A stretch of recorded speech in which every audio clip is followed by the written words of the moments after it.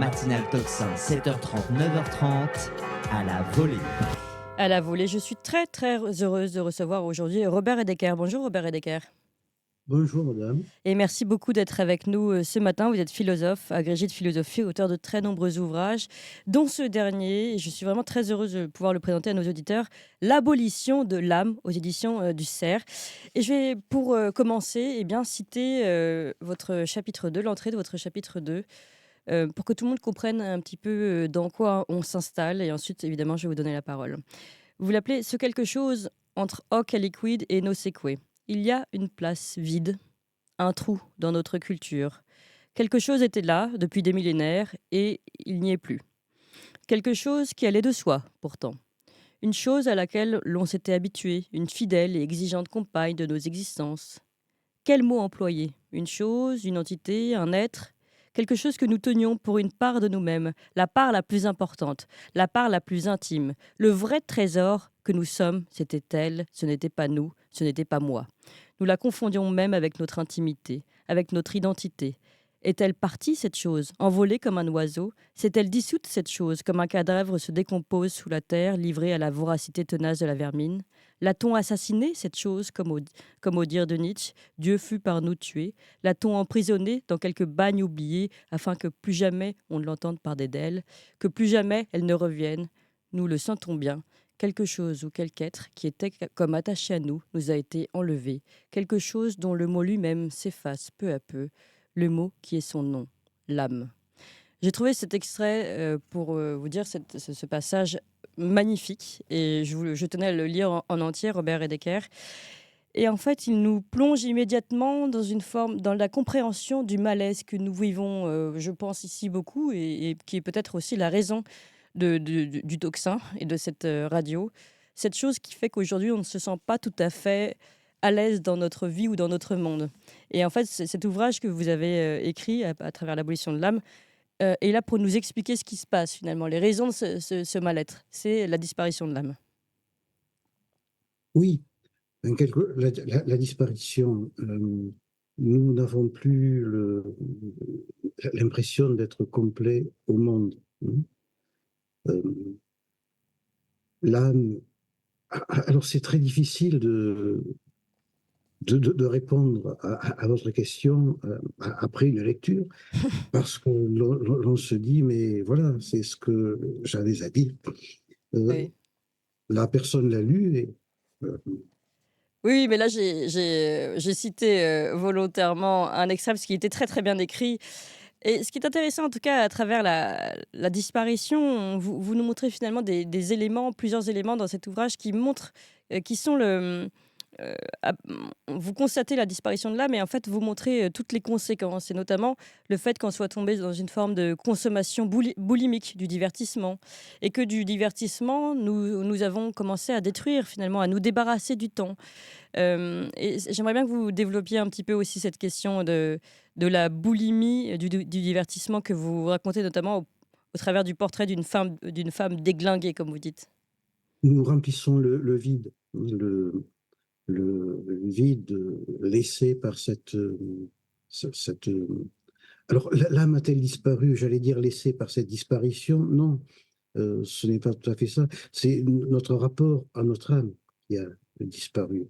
Dire la connaissance ou le lien intime avec notre âme qui a disparu. Et cette disparition, c'est ce qu'on peut appeler, si vous voulez, le nihilisme, dont le fondement est non pas la mort de Dieu. Lorsque l'on parle du thème de la mort de Dieu, je crois que l'on truque complètement la pensée de Nietzsche. Nietzsche n'est pas le penseur de la mort de Dieu, c'est le penseur du meurtre de Dieu. Et dans le paragraphe du Gai Savoir qui s'appelle L'insensé, Nietzsche dit bien, nous l'avons tous tué. Nous sommes, et c'est le mot qu'il emploie, nous sommes des meurtriers. Voilà. Donc nous avons premièrement le meurtre de Dieu qui est, à mes yeux, je crois, le mot pour dire un refoulement. Hmm. Et Dieu, c'est le grand refoulé de, de l'Europe contemporaine, mais particulièrement de la France contemporaine. Mmh. Et vous Nous dites avons ouais, le refoulement de Dieu, et sur le fond du refoulement de Dieu que Nietzsche appelle le meurtre de Dieu, nous avons le refoulement de l'âme.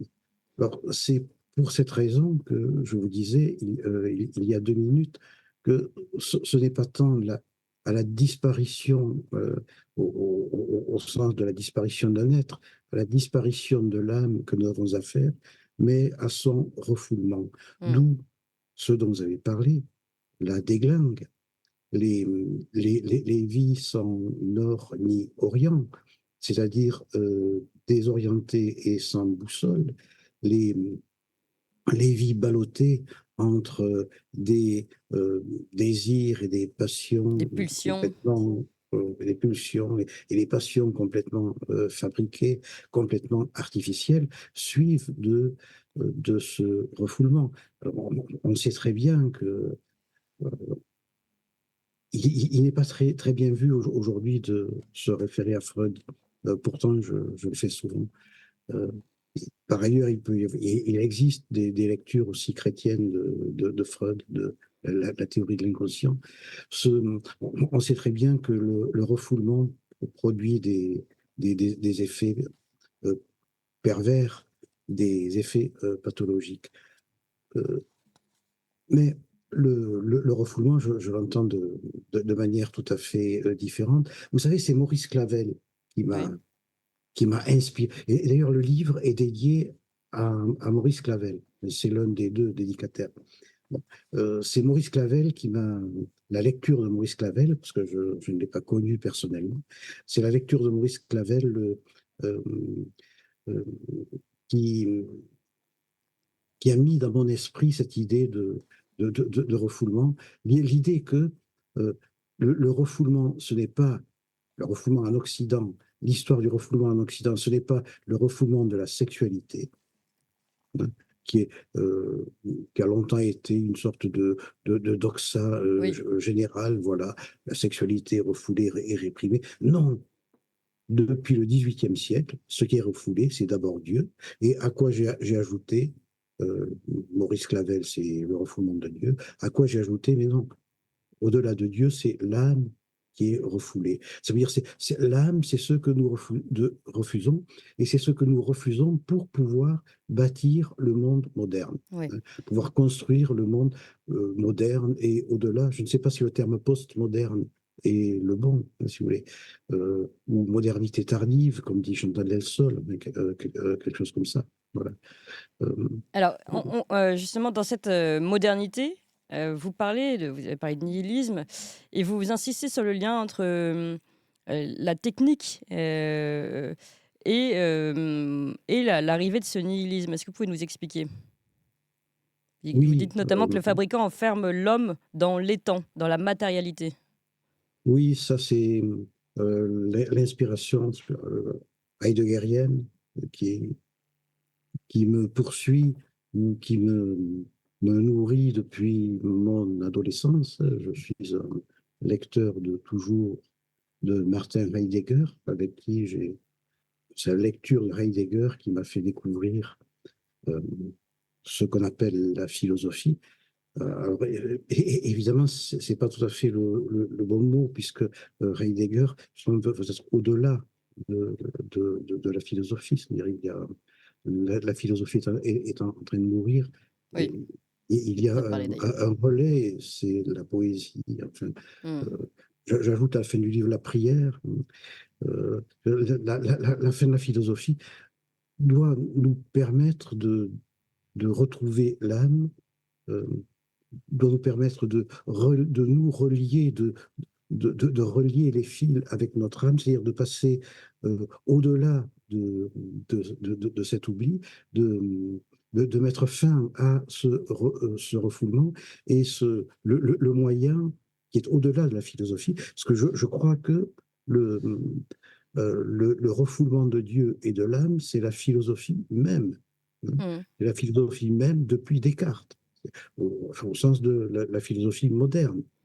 Mais au fond, c'est toute la philosophie, depuis Platon, philosophie travaille au refoulement de l'âme. Mais la philosophie, nous explique que Heidegger, est exténuée. Elle est arrivée à son bout. Alors, au-delà du bout, qu'est-ce qu'il y a?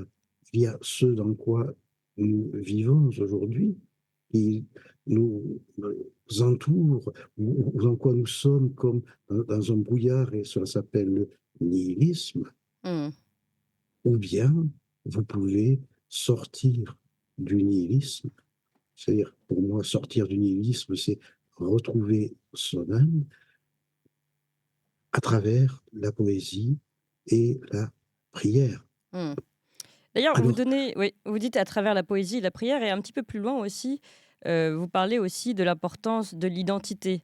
Est-ce que vous pouvez nous en parler? Enfin, je vais retrouver exactement le terme, l'identité ou la racine. Est-ce que vous pouvez nous parler de ça également? oui, nous sommes dans une époque où certains mots, euh, identité, Idée racine, essence, voilà, idée racine aussi, parlez-vous. voilà, euh, alors je me reprends, Mm. identité, essence, qui sont des idées racines, c'est-à-dire des idées séminales, à partir desquelles peuvent se développer la pensée et l'existence. Ce sont des concepts désormais maudits. Et maudits à la fois pour des, des raisons théoriques qui ont été avancées par la déconstruction, mais maudits aussi pour des raisons plus passionnelles, plus bassement idéologiques, ou plus bassement politiques, si vous voulez. Il y a une sorte de...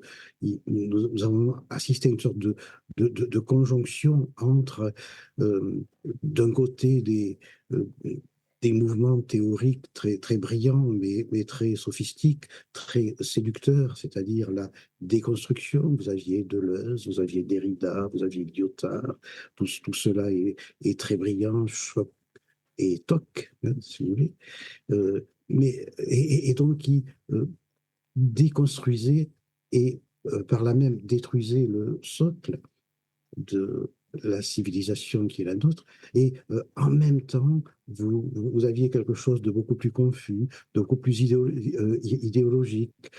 Vous aviez donc la condamnation bon, on disait de l'identité, de la revendication de l'identité, la condamnation de la vérité, donc le relativisme social qui en suivait, et les deux ont marché côte à côte pour nous conduire à la situation dans laquelle nous nous trouvons aujourd'hui, qui est ce délitement. Ça s'appelle le wokisme aussi, hein, si Mm. vous voulez.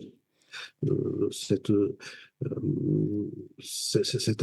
incapacité désormais à, euh, à vivre à vivre collectivement et individuellement avec une colonne vertébrale, avec Mm. euh, de manière orientée, solide. C'est-à-dire la- l'abolition de l'âme, c'est finalement la perte du sol possible, pour l'existence possible humaine. Ouais. C'est cela aussi. Alors, je voulais euh, reprendre un point sur lequel vous avez insisté tout à l'heure, c'est la notion des temps. Voilà. Ouais. Et là, c'est Heidegger que je reprends. Euh, L'âme, de même que Dieu, n'est pas un étang. C'est-à-dire, ça n'est pas quelque chose de que Étant l'on trouve. E-T-A-N-T, hein, de être, Voilà, pour ceux qui nous. voilà. Voilà. Euh, et c'est un, penser que c'est un étang, que ce sont des étangs, je crois que c'est une forme de fétichisme de l'objet. Non, ce sont des présences. Mm. Voilà. Euh, Oui. je crois qu'on se trompe quand on dit l'âme existe ou Dieu existe, puisque l'existence renvoie à l'étantité. Je crois qu'il vaut mieux dire l'âme est présente, Mm. Dieu est présente. Et oui, donc en Et fait, vous dites, on applique un calque, une forme de calque matérialiste Oui, à cette vision-là. oui, Je voudrais oui, c'est du oui, parfait matérialisme mmh. et je crois que Heidegger nous aide à sortir de cela. Je voudrais continuer puisque pour revenir sur le fait de ne plus avoir cette idée racine, de ne plus être enraciné, de ne plus comprendre la réalité du monde qui nous entoure, vous tirez un peu la ficelle et vous allez jusqu'à décrire les conséquences et vous dites: «Finalement, on est aussi arrivé aujourd'hui à à des absurdités comme une vie qui devient tyrannique, la tyrannie de la vie», dites-vous. Je trouve ça très intéressant et vous dites: «C'est aussi une forme du nihilisme» et vous parlez notamment de ce qui s'est passé pendant le covid. Est-ce que vous pouvez nous expliquer?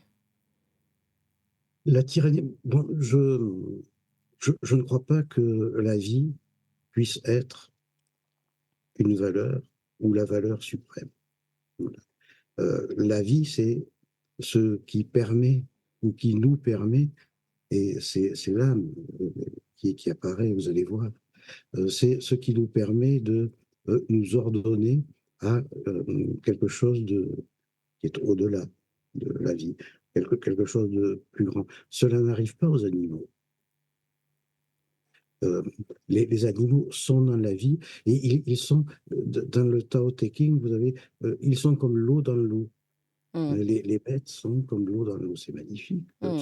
ce mode d'être. Mais c'est le mode d'être animal.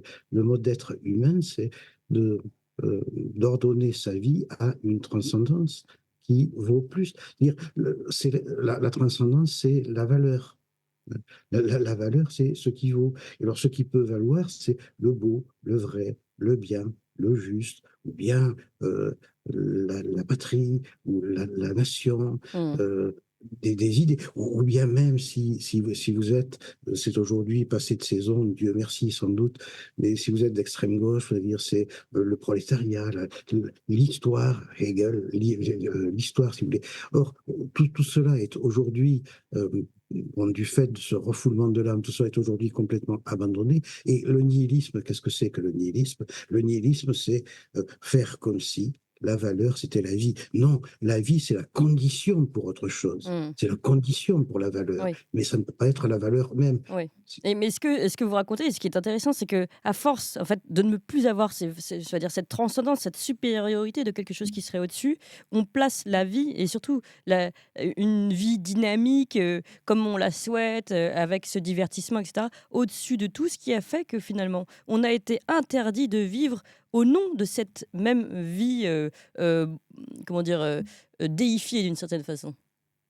Oui, j'ai écrit à ce sujet dans un recueil qui est paru aux éditions de l'Aube, dirigé par Daniel Salvatore Schiffer, après le Covid.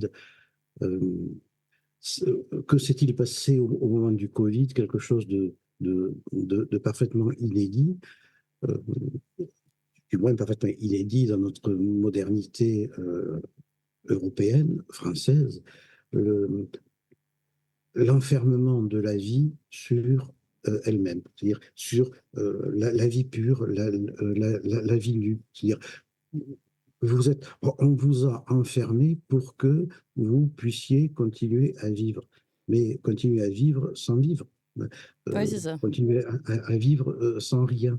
Lorsque le président de la République nous a dit, euh, on ne peut pas faire de polémique ici, c'est pas le genre d'émission, mais on peut le dire quand même. Lorsque le président de la République nous a dit nous sommes en état de guerre, Mmh. cachez-vous. Ah, c'est extraordinaire ça. Nous sommes en état de guerre, ça doit dynamiser. Défendons-nous, Mmh. sortons, hein, si vous voulez. C'est la mobilisation générale, en 14 ou bien en 39. Bon.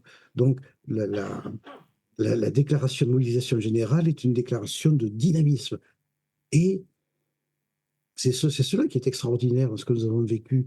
Euh, cette fois-là, la déclaration de mobilisation générale est une déclaration de euh, enfermez-vous, tous aux abris, ne sortez pas de vos abris. Voilà.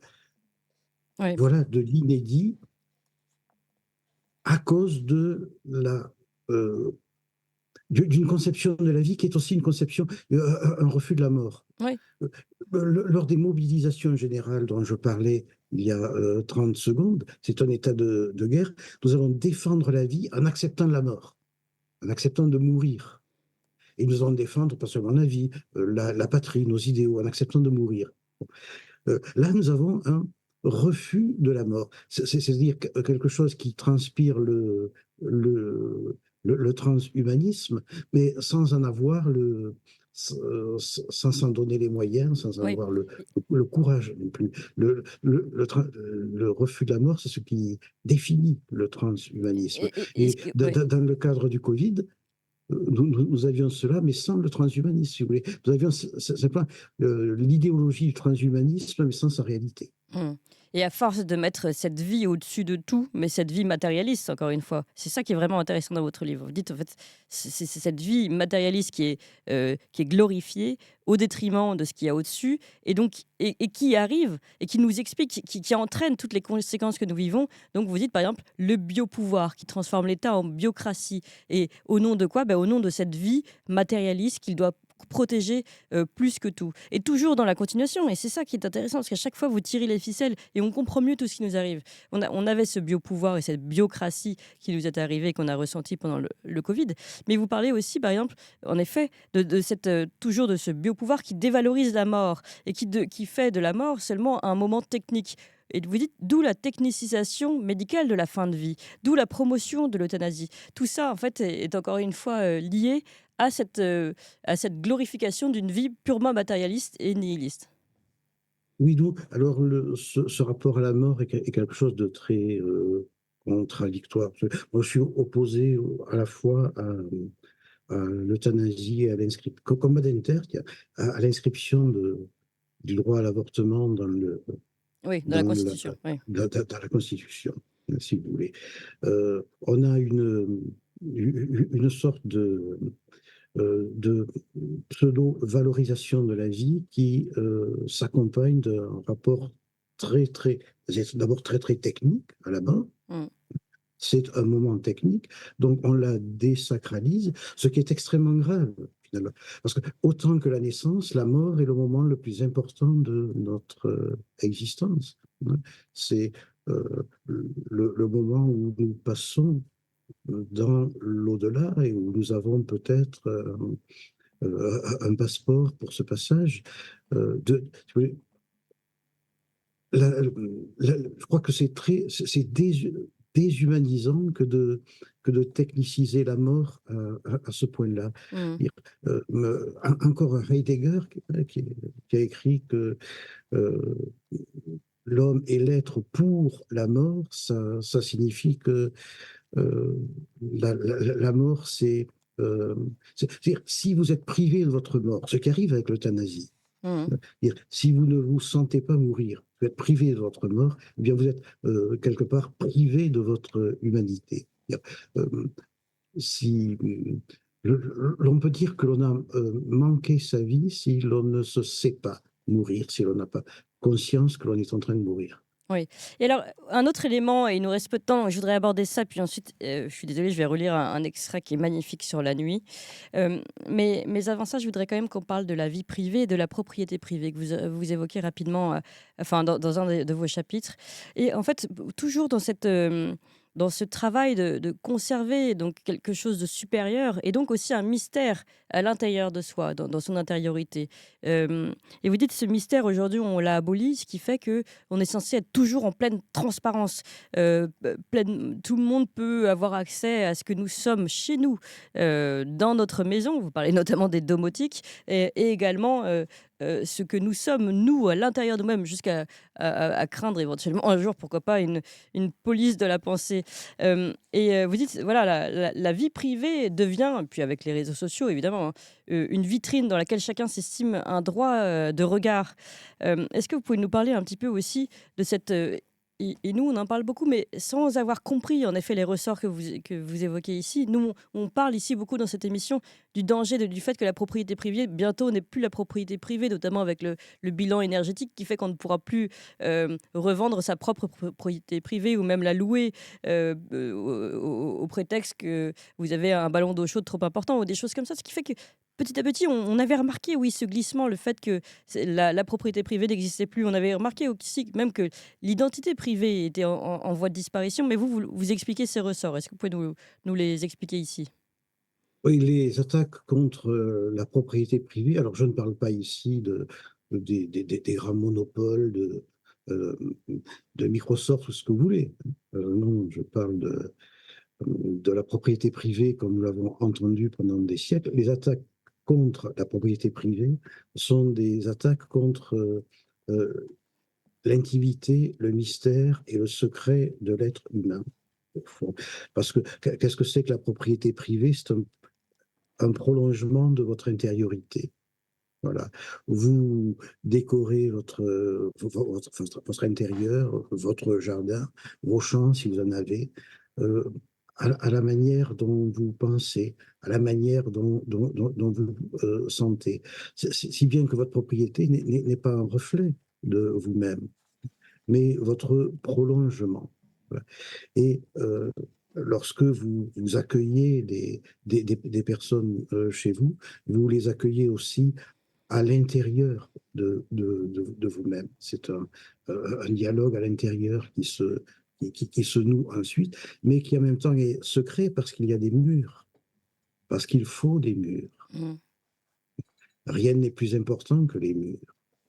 C'est c'est un gros mot, les murs, aujourd'hui, je crois, Oui. oui. C'est comme les frontières. Les frontières, Il les faut des limites. murs, Oui.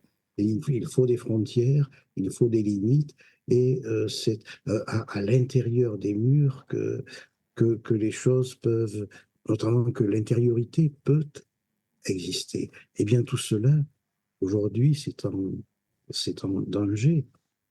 Tout cela, c'est subi des attaques comme il n'y en a jamais eu, très différentes des attaques contre la propriété qui furent celles du communisme, mais qui, au fond, reviennent au même.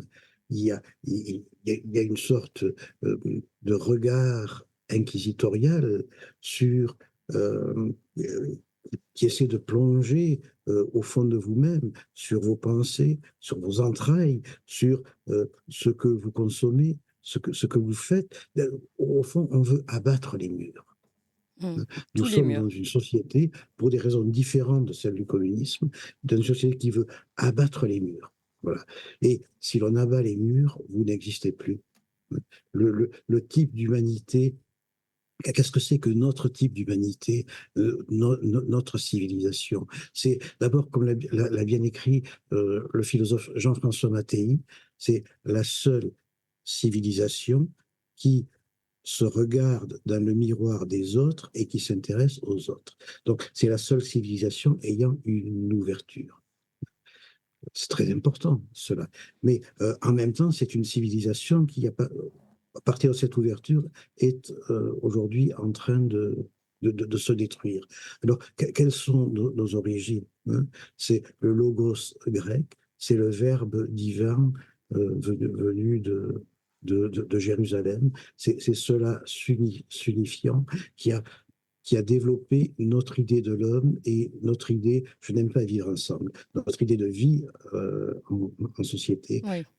qui implique des murs, des frontières, l'intériorité, Saint-Augustin, hein, la Mm. découverte de l'intériorité.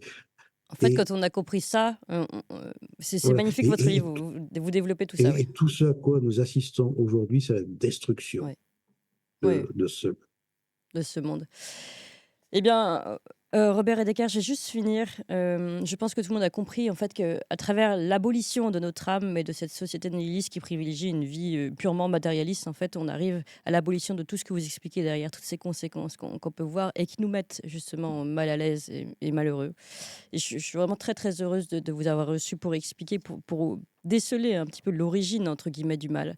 Je voudrais qu'on finisse sur un autre extrait magnifique qui s'appelle, c'est votre chapitre sur le déclin du silence, le déclin de la nuit, l'oubli de l'âme. Donc, je vais vous lire. Sans doute est-ce la première fois qu'advient dans l'histoire une civilisation sans silence. Par civilisation, nous entendons un monde humain sans silence, une vie humaine sans silence. La formule un monde sans silence provient d'un philosophe aussi méconnu qu'important, Max Picard. Le silence subit le même sort que la nuit. que le noir de la nuit, que son obscur. La nuit, mère des onirismes, se retire de l'humanité. Elle est offusquée par les lumières artificielles, offusquée par la fausse lumière, celle qui ne jaillit pas du Fiat Lux original, offusquée par la planète éclairée 24 heures sur 24, offusquée par l'électricité. Nuit, le mot est resté, mais la chose a disparu. Nuit, le mot ne dit pas plus qu'un découpage dans le temps, qu'un segment bureaucratique, administratif, arithmétique, comptable, que des horaires de travail ou de repos, qu'un espace comptable élastique entre des heures. Nuit, le mot ne dit plus que du quantitatif. Et évidemment, il faudrait que nous revenions à ce que c'est que la nuit, comme ce que c'est que la vie, comme ce que c'est que la mort. Et c'est tout ce que vous dites dans cet ouvrage.